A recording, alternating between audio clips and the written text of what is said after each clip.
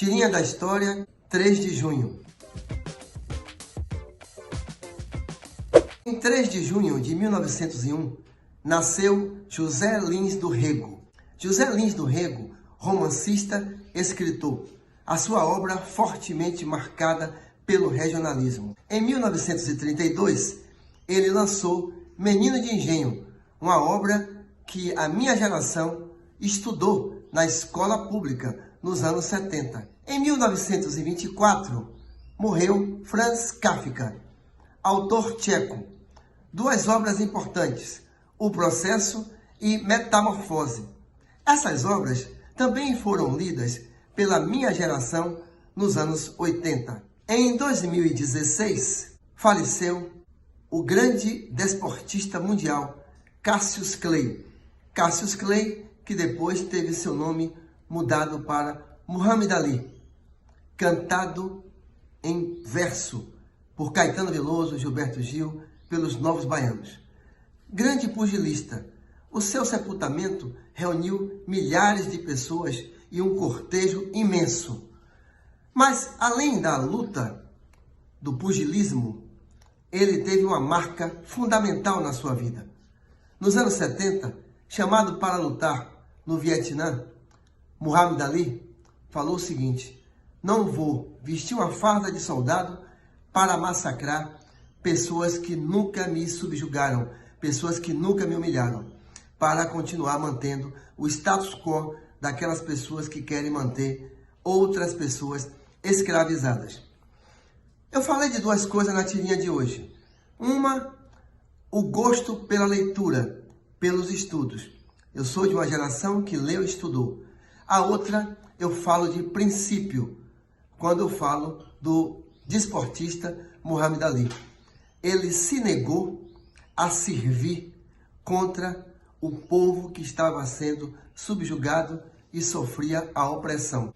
Falo isso para buscar uma comparação com o atual gestor da Fundação Cultural Palmares. É notícia no Brasil inteiro. Quando ele fala as coisas que ele fala, ele mostra que não leu, ele mostra que não gosta de estudar, ele mostra que não se preparou para o cargo e ele mostra, sobretudo, que não tem os princípios éticos que devem orientar as nossas vidas.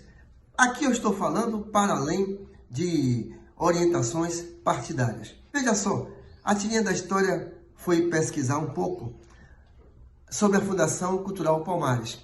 Semana passada, tivemos um bate-papo com o professor Hélio Santos, um dos formuladores, com outras lideranças do movimento negro, do movimento intelectual brasileiro, que ajudaram a criar a Fundação Palmares.